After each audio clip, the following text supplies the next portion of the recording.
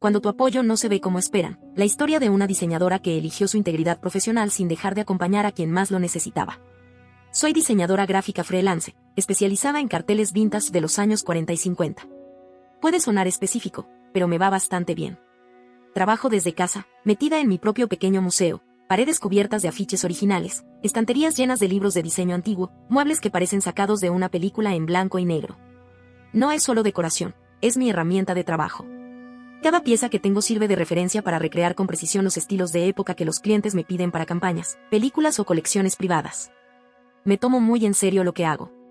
Paso horas ajustando paletas de colores, estudiando tipografías hechas a mano, analizando cómo resolvían los diseñadores del pasado problemas visuales que siguen vigentes. No uso plantillas modernas ni filtros. Todo lo hago desde cero. Además de eso, participo en recreaciones históricas. No como hobby superficial, sino como parte esencial de mi proceso creativo.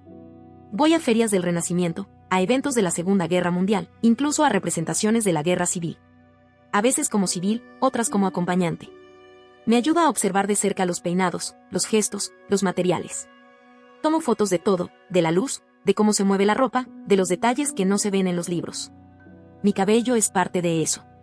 Largo, rojo natural, me llega más allá de la cintura. Nunca me he teñido ni lo he tratado con químicos.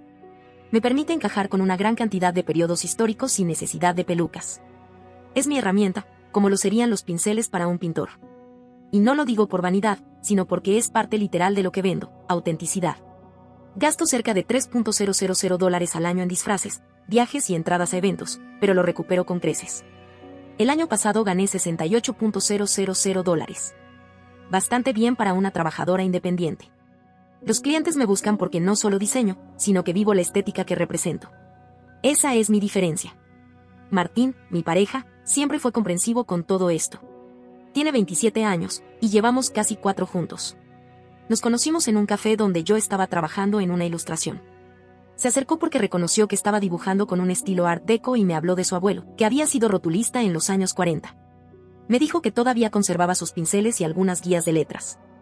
Esa conversación llevó a nuestra primera cita, donde me mostró todo ese material. Nunca olvidaré cómo me abrió las cajas de herramientas del abuelo con una mezcla de reverencia y orgullo. Era como ver un ritual. Yo me pasé horas mirando cada pincel, cada rastro de pintura vieja en los bordes.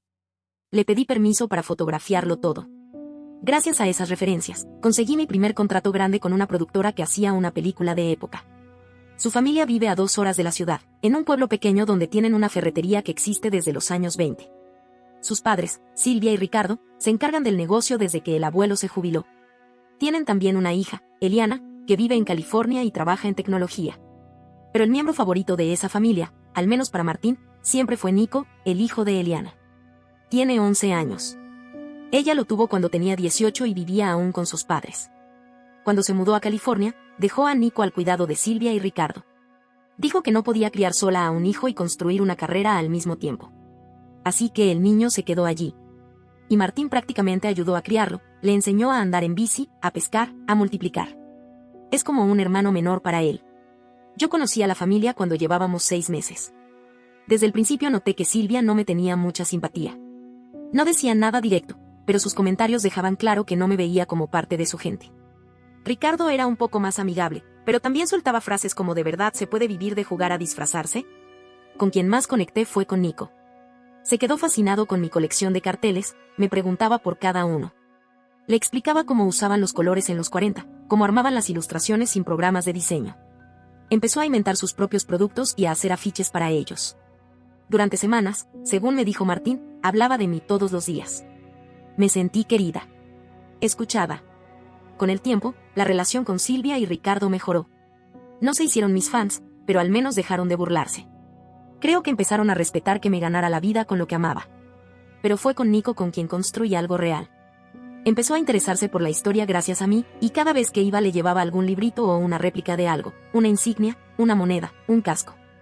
Y entonces, la primavera pasada, Nico empezó a enfermarse. Al principio creímos que era algo pasajero. Estaba cansado, adelgazó, tenía infecciones leves que no se le iban. Eliana volvió 2 veces desde California para llevarlo a médicos distintos, pero no encontraban nada claro. Hasta que en junio llegó el diagnóstico, leucemia. Martín se lo tomó muy mal. Pidió 2 semanas de licencia y se fue al pueblo a apoyar a su familia. Nico comenzó la quimioterapia enseguida. Eliana renunció a su trabajo y volvió definitivamente a casa. Y Martín empezó a ir todos los fines de semana, sin falta.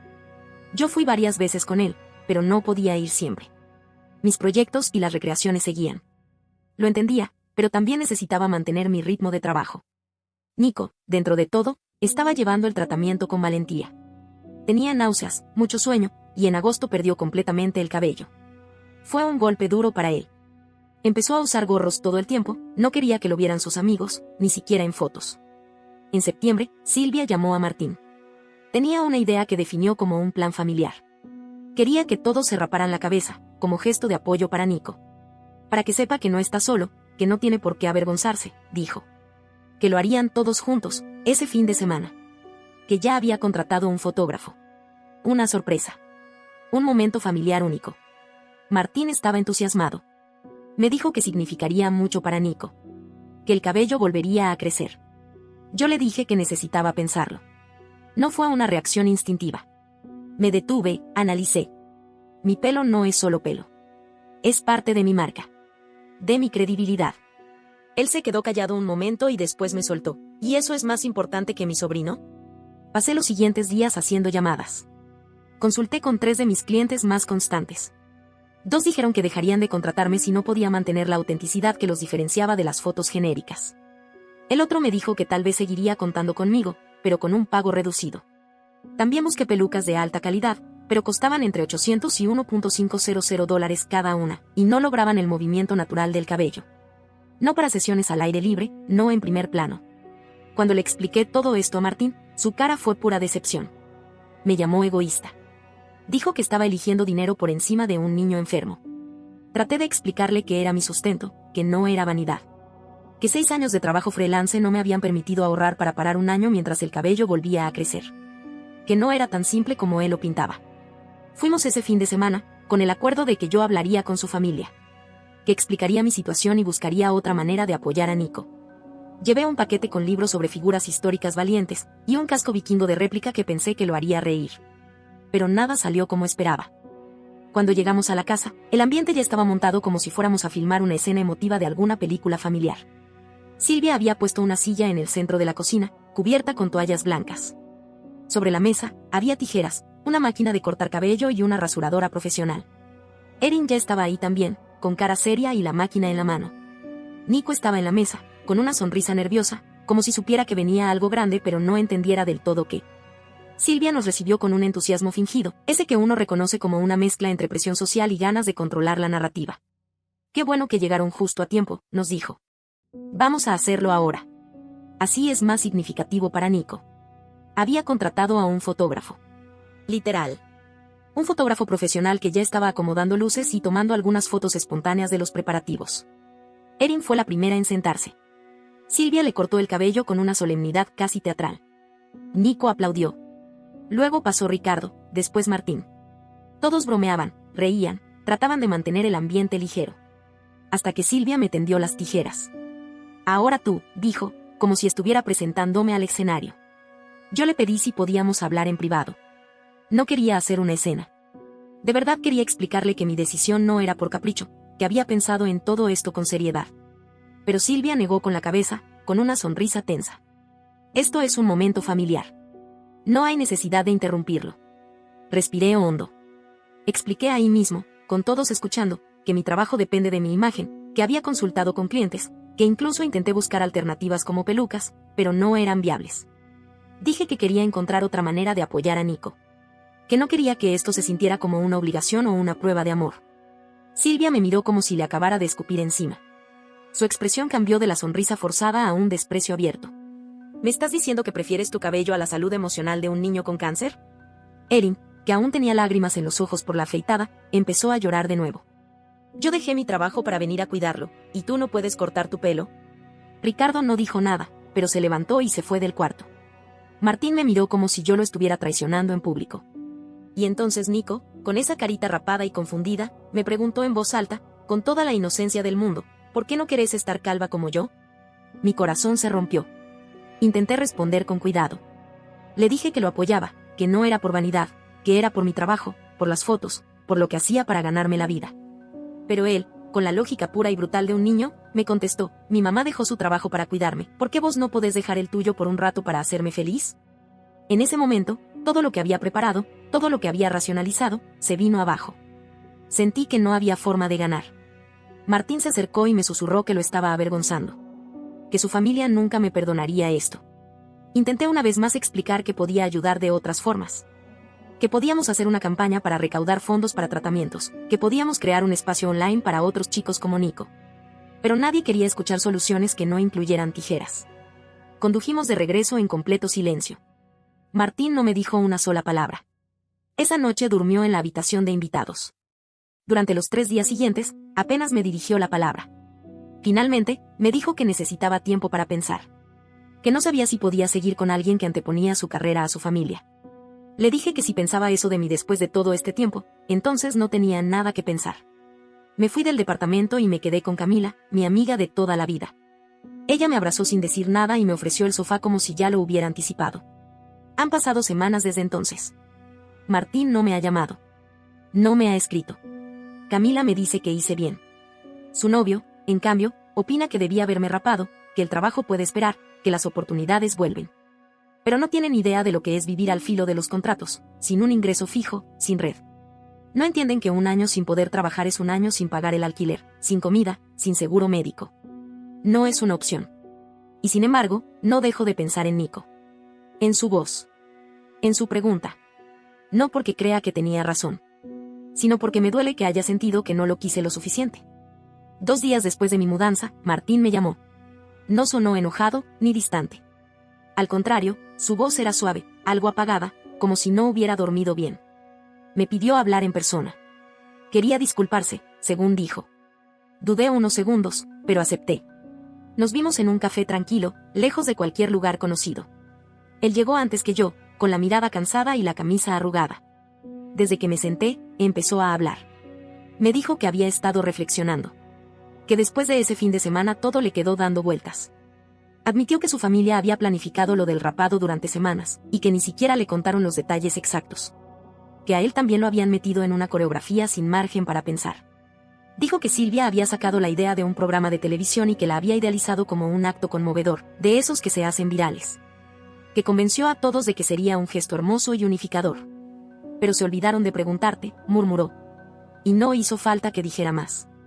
Me contó que, después de que me fui, hicieron todo como estaba planeado. Se raparon, se sacaron las fotos, sonrieron. Pero Nico no dejó de preguntar por mí. ¿Dónde está Jimena?, dijo una y otra vez. Martín notó que la ausencia, lejos de mejorar la experiencia, la volvió incompleta. Que él había querido que yo estuviera, no porque tuviera que hacerlo, sino porque Nico lo esperaba. También me confesó que sus padres llevaban meses llenándole la cabeza. Silvia, especialmente, le decía que yo estaba demasiado centrada en mi carrera, que no priorizaba a la familia, que no visitaba seguido, que prefería irme a eventos antes que pasar fines de semana con ellos. Eliana fue peor. Le dijo que una mujer que de verdad lo amara, haría sacrificios por su sobrino, como ella los había hecho por su hijo. Lo que más me dolió fue escucharlo decir que nunca se plantearon las contradicciones. Que Eliana, la misma que abandonó a Nico durante años para construir su carrera en otro estado, ahora se erigía como la abanderada de los sacrificios familiares. Y que todos lo aceptaban, como si yo, la novia del tío, tuviera más responsabilidad afectiva que su propia madre. Martín me dijo que quería arreglar las cosas. Que no quería perderme. Que comprendía mejor mi punto de vista y que había estado actuando desde la culpa y la presión. Que ahora entendía que hay muchas formas de apoyar a alguien enfermo, no solo las que se ven bien en una foto de familia. Me pidió que volviera a ver a Nico. Que él me había estado nombrando. Que si no quería volver a su casa, podíamos buscar otra forma. Yo accedí, con cuidado, con reservas. Preparé otro paquete de regalo, materiales de arte, un libro sobre personajes históricos calvos, como el Profesor X o el Capitán Picard, y varios ejemplos de afiches antiguos con figuras sin cabello. Cuando llegué a la casa de los padres de Martín, Silvia me abrió la puerta. Su expresión era neutra, pero no me invitó a entrar de inmediato. Me dijo que Nico estaba teniendo un mal día, que quizás no quería visitas. Desde adentro, se oyó su voz, clara y firme. ¿Quién es, abuela? Jimena, respondió Silvia, con frialdad. Quiero verla, gritó Nico desde su cuarto. A regañadientes, Silvia me dejó pasar. Se quedó en la habitación durante toda la visita, como si esperara que hiciera algo mal. Pero Nico estaba radiante. Se reía, me mostraba su cabeza, me decía que ahora parecía un superhéroe. Le di el libro y los materiales, y nos pusimos a dibujar figuras calvas con capas y poderes. En un momento, con toda la naturalidad del mundo, me preguntó, ¿es cierto que no te rapaste porque pensás que ser calvo es feo? Me paralicé un segundo. Le dije que no, que para nada. Que creía que le quedaba genial. Que mi decisión no tuvo que ver con estética, sino con trabajo. Le conté que necesitaba mi pelo como parte de lo que hago, igual que su mamá necesitaba su empleo en California en su momento. Que todos ayudamos como podemos, de diferentes maneras. Nico lo entendió más rápido que cualquier adulto. Me dijo que le gustaba que yo tuviera el cabello largo porque era lindo. Me pidió si la próxima vez podía llevarle más carteles para aprender. Yo asentí, aunque noté como Silvia torcía la boca en un gesto que no me gustó. Cuando Nico se fue a dormir, Silvia me dijo, sin mirarme, gracias por venir. Pero creo que es mejor que no regreses. Lo estás confundiendo sobre lo que significa la lealtad familiar. Me contuve. No quise discutir. Le dije que respetaría su decisión, pero que si Nico pedía específicamente verme, esperaba que lo reconsiderara. Llamé a Martín al llegar a casa. Le conté todo. Se enfureció. Especialmente al saber que Silvia había intentado bloquearme. Dijo que hablaría con ellos. Que no era justo. Pero esa conversación no salió bien. Al día siguiente, Martín me llamó para decirme que su familia le había dado un ultimátum, o yo, o ellos. Paula y Eliana lo acusaron de no saber poner a la familia primero. Ricardo, aunque más neutral, le sugirió que lo mejor era tomarse un descanso hasta que Nico terminara el tratamiento. Martín me dijo que estaba dividido. Que no quería perderme, pero que tampoco podía alejarse de Nico ahora. Me pidió si podía esperarlo. Unos meses. Hasta que todo se calme, dijo. Le respondí que no.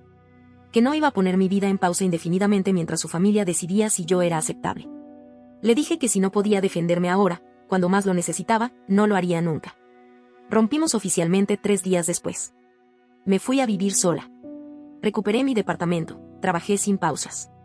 Camila me ayudó a mover mis cosas. En una caja encontré una nota que Martín había dejado. Lamento que esto terminara así. Tal vez algún día lo entiendas, cuando tengas una familia propia. Esa frase me ardió como sal en una herida. No solo no me entendía, sino que me reducía. Como si solo al tener hijos uno pudiera valorar el sacrificio. Como si todo lo que hice no contara por no estar casada ni haber parido. Sentí bronca. Pero también alivio. Porque al fin tenía claridad. Pasaron las semanas. Me enfoqué en trabajar, en recuperar cierta normalidad, pero no podía evitar pensar en Nico. En cómo me abrazó cuando me vio, en cómo sus ojos brillaron al ver los libros de héroes calvos, en la manera natural en que entendió algo que tantos adultos no pudieron, o no quisieron, comprender. Un día, Camila me dijo algo curioso. Su hermana, Emilia, es enfermera en el hospital infantil donde tratan a Nico. No en su área específica, pero escuchó que había un niño del pueblo de Martín muy interesado en actividades de arte terapia. Emilia no podía dar nombres por motivos legales, pero mi intuición lo supo de inmediato. Era Nico. Entonces me surgió una idea, ofrecerme como voluntaria. No para reencontrarme con él, no al menos como motivo principal, sino porque realmente sentí que tenía algo que aportar. Me inscribí en el programa de arte terapia del hospital. Pasé por entrevistas, chequeos de antecedentes, capacitaciones.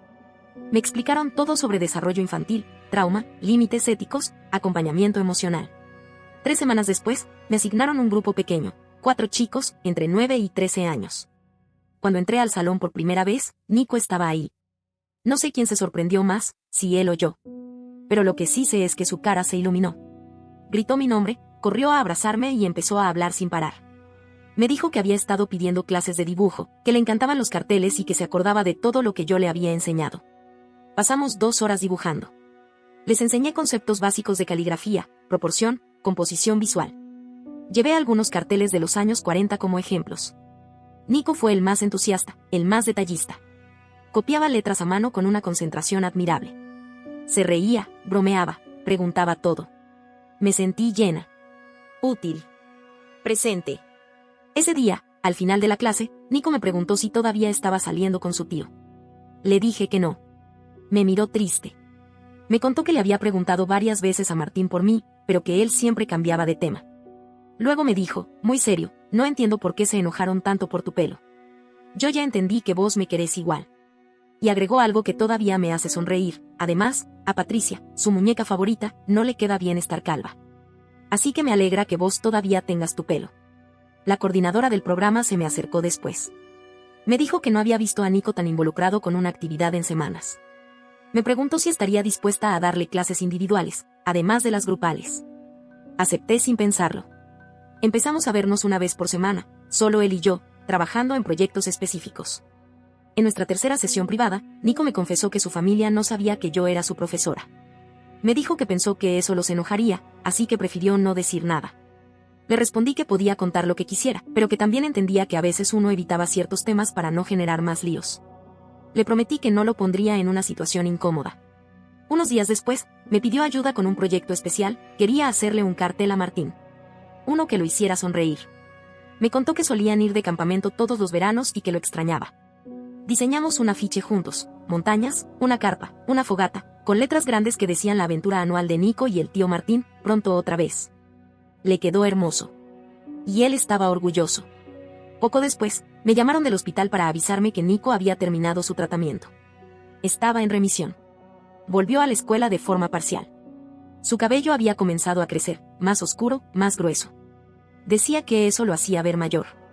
Sus compañeros lo recibieron con emoción. Yo seguí viéndolo hasta su última sesión en el programa. Terminamos varios afiches y lo animé a seguir dibujando. Me dijo que quería ser diseñador gráfico. Que quería aprender a usar programas de computadora. Que le gustaba cómo podía contar historias con dibujos y letras. En esa última clase, me contó que ya le había entregado el cartel a Martín. Que él lloró al verlo. Y que le prometió que volverían a ir de campamento ese mismo verano. 3 semanas después, Martín me llamó. Me dijo que Nico había contado a la familia todo sobre nuestras sesiones de arte. Que les mostró los trabajos. Que todos estaban impresionados. Me pidió si podía verme para hablar. Acepté. Nos encontramos en un café. Y, como la vez anterior, Martín no tardó en disculparse. Me dijo que había entendido muchas cosas. Que el ultimátum que me dieron fue cruel. Que él debería haberme defendido. Que ver a Nico crecer como persona a través del arte le mostró que hay muchas formas de cuidar y de estar. Me dijo que me extrañaba. Que cortar conmigo no alivió las tensiones familiares. Que, en todo caso, las empeoró. Que se sintió más solo. Me pidió una segunda oportunidad. Le agradecí su honestidad, pero le dije que no. Le expliqué que esta experiencia me había enseñado mucho, y una de esas cosas fue que no quiero estar en una relación donde deba justificar constantemente quién soy. Que nuestras formas de manejar los conflictos eran distintas, y que eso siempre iba a generar fricciones. Le dije que estaba bien sola. Que tenía nuevos proyectos, contratos importantes, viajes. Que también había encontrado un propósito en el voluntariado. Que estaba construyendo una vida que me hacía sentir orgullosa. Martín lo entendió. Me pidió seguir en contacto como amigos. Acepté, siempre que respetara que no había vuelta atrás. Me pidió algo más, que siguiera en contacto con Nico. Que él me seguía mencionando todo el tiempo. Que extrañaba nuestras clases. Pocos días después, Silvia me llamó. Me preguntó, con un tono distinto, casi humilde, si estaría dispuesta a darle clases privadas a Nico. Me dijo que él estaba motivado con los carteles y que querían apoyarlo. Acepté ir una vez al mes. Viajaba los fines de semana, cuando no tenía otros compromisos. La primera vez que fui, me recibieron con calidez. Silvia, Ricardo, incluso Eliana, estaban diferentes. Interesados. Agradecidos. Me ofrecieron té, preguntaron por los avances de Nico. Eliana sacó fotos de sus carteles y las envió a colegas suyos en California. Varios respondieron felicitando a Nico por su talento. Martín no estaba presente durante esas visitas. Supongo que era un acuerdo tácito. Yo tampoco lo esperaba. Me concentraba en Nico, en enseñarle, en hacerlo crecer. Había logrado algo que pensé imposible, mantener mi independencia, mi carrera, mi dignidad y, aún así, estar presente para Nico de una manera genuina. Las clases mensuales con Nico se volvieron una rutina agradable. Él avanzaba rápido, con una mezcla de talento y entusiasmo que no veía desde hacía tiempo en nadie. Trabajábamos en proyectos cada vez más complejos, carteles de cine ficticios, afiches educativos sobre historia, ilustraciones con caligrafía antigua. Verlo crecer, en lo creativo y en lo emocional, me daba una satisfacción difícil de explicar. Paula, ya no Silvia para mí, sino Paula, y Ricardo me recibían con amabilidad. Hasta Eliana, que en su momento había sido tan dura conmigo, se mostraba genuinamente interesada. Me preguntaba por técnicas, por los materiales que usábamos, por cómo podía apoyar desde casa. Había un respeto nuevo, no dicho en voz alta, pero evidente. Durante varios meses todo fluyó. Martín y yo no nos cruzábamos. Él no estaba cuando yo llegaba, y yo no preguntaba por él. Nos habíamos dicho lo necesario, y ese silencio me parecía justo. No había rencor, pero tampoco nostalgia. Hasta que pasó lo que cambió todo. Un sábado, llegué como siempre a casa de los padres de Martín para dar la clase. Me recibió Nico con una sonrisa, y nos pusimos a trabajar. Estábamos a mitad de una ilustración cuando Martín apareció. No era raro verlo, así que al principio no me alarmé. Supuse que, como otros fines de semana, venía a visitar a su familia. Pero algo andaba mal. Su paso era torpe, sus ojos brillaban de una forma extraña. Se acercó a mí con una sonrisa torcida. En cuanto lo tuve cerca, lo supe, estaba borracho. Muy borracho. El olor a alcohol era penetrante. Me puse tensa. Nico también lo notó. Le pedí con calma que fuera a su cuarto a buscar unos marcadores nuevos. Era una excusa. Quería alejarlo. Pero Martín reaccionó mal. Le agarró la muñeca y le dijo que no hacía falta, que podía quedarse. Nico intentó soltarse, y Martín le dio una bofetada. El golpe sonó seco. Me paré de inmediato para intervenir, y entonces me empujó a mí también. No con toda su fuerza, pero lo suficiente para que me doliera. Fue en ese instante que Paula apareció desde la otra habitación. Se quedó congelada al vernos. ¿Qué estás haciendo?, gritó. Martín respondió con voz arrastrada, diciendo que eso no era asunto suyo. Paula corrió a llamar a Ricardo y también a la policía. Mientras esperábamos, Martín gritaba cosas sin sentido, furioso, confuso. Hablaba de mí, de la familia, de que lo arruiné todo. Ricardo tuvo que sujetarlo por la espalda. Martín estaba fuera de sí. Cuando llegaron los agentes, se lo llevaron esposado. Yo me quedé para asegurarme de que Nico estuviera bien. Estaba llorando en su habitación, acurrucado, pero sin heridas graves. Paula, temblando, me agradeció. Le dije que me iría en cuanto todo se calmara. Lo hice, sin mirar atrás. Esa misma noche empecé a quedarme en casa de Camila. No sabía qué haría a continuación, pero lo único que tenía claro era que no podía seguir exponiéndome a situaciones así. Al día siguiente, inicié el proceso para pedir una orden de restricción. Días después me enteré de que Martín había perdido su trabajo hacía 2 semanas. Que estaba en crisis, que culpaba a todos, incluyéndome, por su caída. Que sentía que su vida se desmoronaba desde que terminamos. La policía me concedió la orden de alejamiento temporal y pronto iniciaré el trámite para ampliarla a largo plazo. También decidí mudarme. Ya no quiero vivir en un lugar donde él pueda aparecer de la nada. Cambié mi número de teléfono. Cancelé clases presenciales con Nico. Paula y Eliana entendieron. Me pidieron, con tristeza, si podría continuar las clases de forma virtual. Acepté. No por ellas. Por él. Sé que no es lo mismo, que no tendremos esas tardes compartidas con lápices, cartulinas y música de fondo, pero prefiero eso a desaparecer por completo. Nico ya ha pasado por demasiado. Desde aquel episodio no he vuelto a tener noticias directas de Martín. Tampoco lo quiero. Su familia, al parecer, lo ha cortado completamente. Eliana no le permite acercarse a Nico, y Paula tampoco quiere verlo cerca de la casa. Lo culpan, con razón, de haber cruzado una línea que ya no se puede desdibujar. Yo sigo trabajando desde casa, concentrada en nuevos contratos. He reforzado mi presencia online y he conseguido más clientes de cine y editoriales independientes. Me han ofrecido dirigir un pequeño taller de arte gráfico para niños en tratamiento oncológico, algo que se derivó de mi voluntariado en el hospital. Entrené a otros artistas para unirse al programa. Lo hemos expandido a varias áreas del hospital, y cada vez hay más niños involucrados.